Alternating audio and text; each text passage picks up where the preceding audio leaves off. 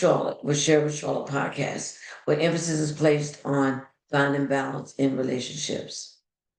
And before I get into this new episode, I'd like to revisit very quickly the last episode titled When Life Disappoints.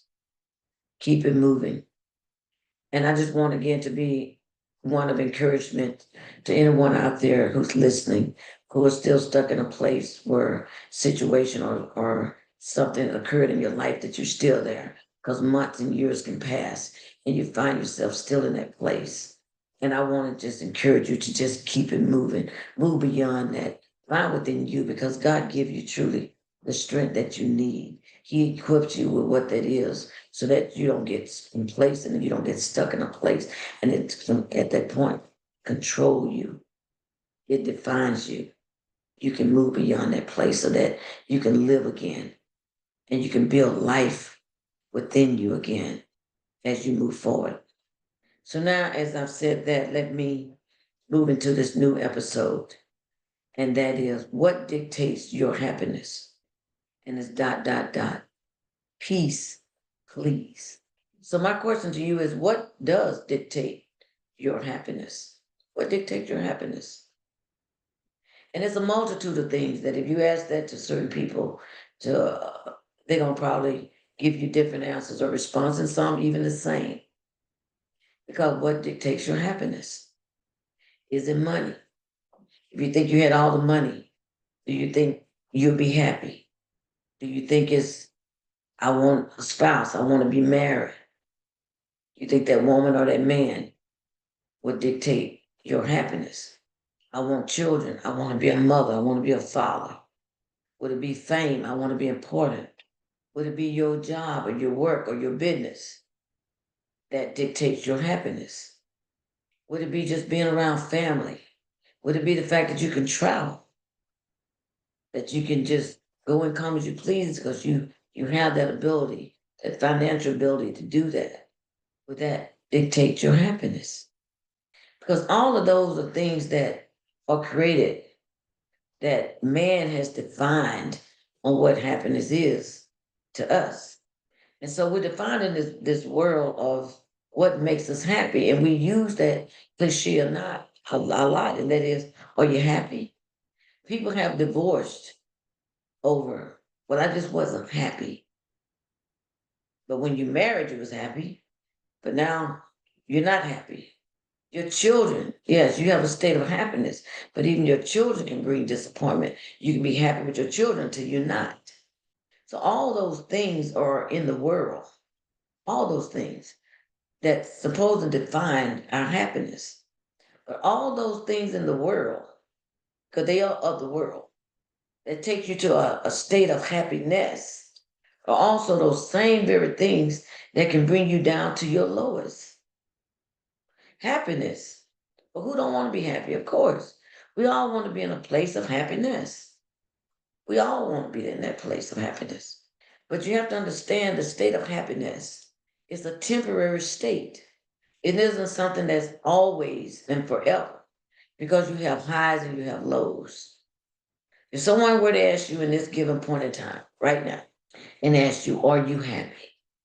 And you're like, wow, I'm happy. Yes, I'm very happy because of this or because of that. Yes. Then that same person can ask you even next week, are you happy? And your answer could be very different because life happens in between that moment of when they ask this particular time and when they ask you again. Life is still evolving. And anything can take you off balance to what happiness is to you, that you're no longer in a state of happiness. You can win the lottery and you would think, wow, you got to be happy if you win the lottery because you got all that money. But you're happy for that moment until you're not. Because along with things in life, if people think if you have more things in life, then the more happier you are. But there are a lot of people who have so much who commit suicide because life is unbearable, who are drug addicts, who are alcoholics, who are depressed, who are seeing a therapist on a regular basis. But they got the stuff that life provides. that many of us want to have, wish we could have, pray for, because those are things. And things are only temporary methods of giving you happiness.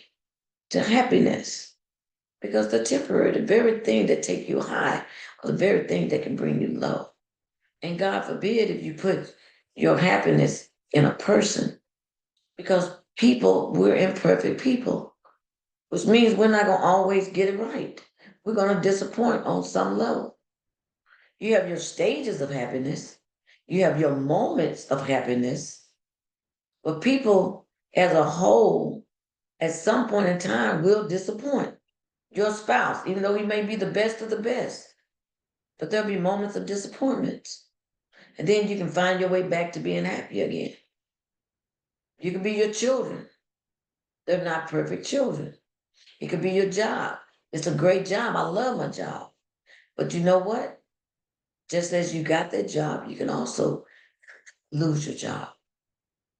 That job that you come to love and depend on, that you thought was the ideal job that brought you blissful happiness, can be the very job that's yanked from underneath you. And you find yourself again looking for another job. Because a lot of time what God gives or allows to happen and bless you with, sometimes they're just within seasons. They're not always. They're not forever.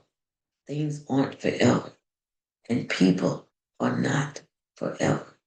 So those stages of happiness are just stages of happiness that you're blessed to have and to experience. And you should be grateful for every moment that you're given to experience a state of happiness. Be thankful, because you never know when things are going to turn. Life is a cycle, it evolves. You can be truly in a good place until you're not. But I know I'm thankful for a lot of things in life that I can still say brings me happiness. I'm thankful. But a lot of those things that brought me happiness also bring disappointments, because life evolves. But then there's a flip side, and that is peace. Because peace is not determined by things. Peace is not determined by how much you have or how little you have. Peace is not determined. It's not like a faucet where you turn on and you turn off. But happiness is. Happiness can be turned on as well as it can be turned off. But peace is something that only God can give you. Can you have peace within your happiness? Absolutely. Can you have peace without happiness? Absolutely. Because peace is within, that's embedded within you, that only God can give you that state of peace. Peace. Peace truly outweigh any level of happiness you could ever have or experience. Peace. If I had to choose one over the other, I would choose peace. And I'm going to share with you as to why I would choose peace.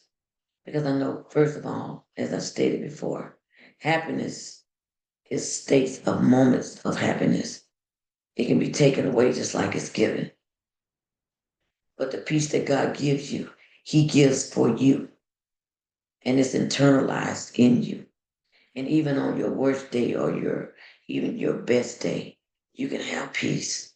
But that test of where that level of peace that lies within you is tested when your happiness no longer exists, in that moment of time, but you can still have peace. Meaning I can still praise God. I can still get up and pick myself up. I can still dress, put on my makeup, put on my clothes, go to work. I can still sit amongst my friends. I can still know that I'm going to be all right, even though all right hadn't yet happened. I can still look and know that my situation and my circumstances, and I mean know without a doubt that it's temporary, that I know that God has already gone before me, working it out for me. I can have peace within me, knowing that My life is not defined by my circumstances or my situation. I have peace knowing that I will rise above whatever this is because I know God got me. I know that He gives me the strength that's within me. I know if I'm too weak to even pick myself up, He's going to pick me up and carry me. He's going to move me beyond this. I know that He doesn't put more on me than what I can bear, meaning whatever this is, it's not going to defeat me because I'm not defined, I'm not consumed nor controlled by what this is. But I know God is in control and He gives me peace because I'm walking by faith, even though I don't know where this is going to take me.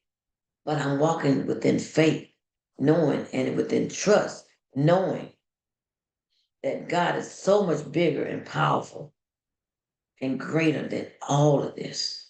He gives me peace, the knowing I can talk to Him about anything and everything. I can be vulnerable with Him. I can cry with Him. I don't have to be prideful with Him. I can come in my weakness to Him and He accepts me. And He won't just say, I know where your weakness is, where I'm more stronger within you, within your weakness, that I know God got me. But you cannot put that on man and you cannot put that on things because they don't have on no level what God has. And they can't bring or give me on any level what God can give me within me, that level of peace. So I say, peace, please. And I said, please, because I'm pleased. I want that peace. I need that peace within me. My faith is not in man. And I would encourage you not to put your faith in things or man or all this stuff you may have accumulated in life because it does look good. Your things and your stuff and look good, even if you have a little bit, but your little bit is still much because you're still sustaining in life with your little bit. But your faith walk, your trust, and your obedience to God is where He can trust to give you more. But just know that happiness comes and happiness goes. And if you're going to define and be dictated by what makes you happy or bring you to the state of happiness, and if that's all you have and you haven't yet embraced God and to have that intimate relationship with Him so that He can give you that peace within you, then you're only looking at one side and not the full totality of what you can be because you really should want both.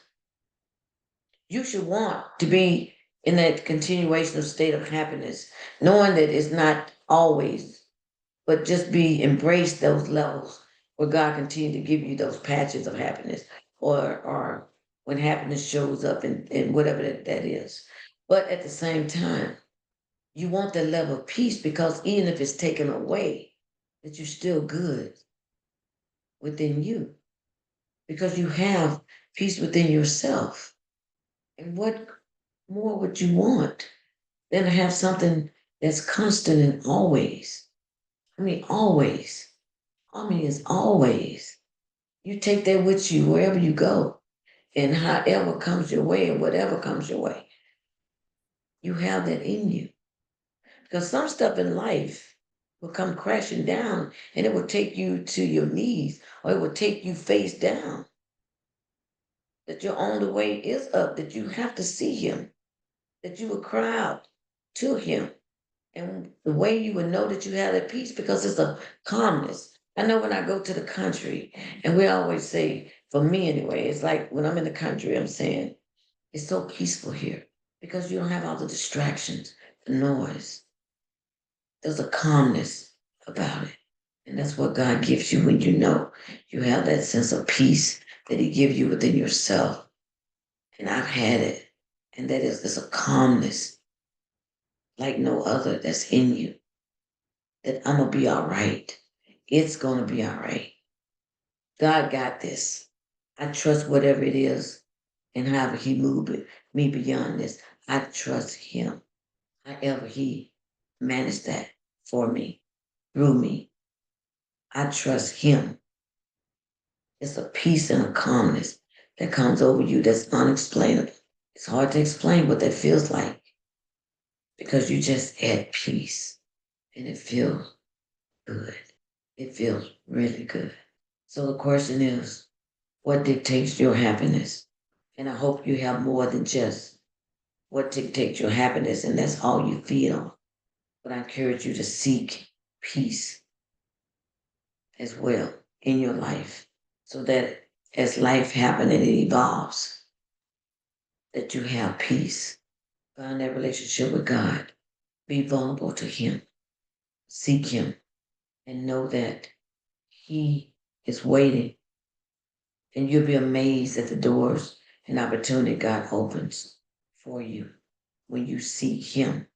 And peace is only, again, that He can give you. Peace. The other peace is man-made. Like I go to the country. Yeah, I feel that calmness. But that's only when I'm in that place. I don't walk away and still feel it. I have to be in that one space. The peace that He gives you carry you wherever you go. Wherever you go, it follows you because it's in you. So as I move and you move into life, just don't get so caught up chasing happiness. Chase God. Chase Him. Because all that and all that you have and all that you hope to have is through Him. It's through God. So chase Him. Chase Him. So you're not just defined by things or how people make you feel, but you chase Him who internalizes that within you and take you to a much greater level that you could ever experience from things or from someone else. Because it's a place that I hope that you're able to go and to find for yourself. You're going to need peace because it gets you through so much when you have that level of peace. So I say peace, please. I want to say thank you.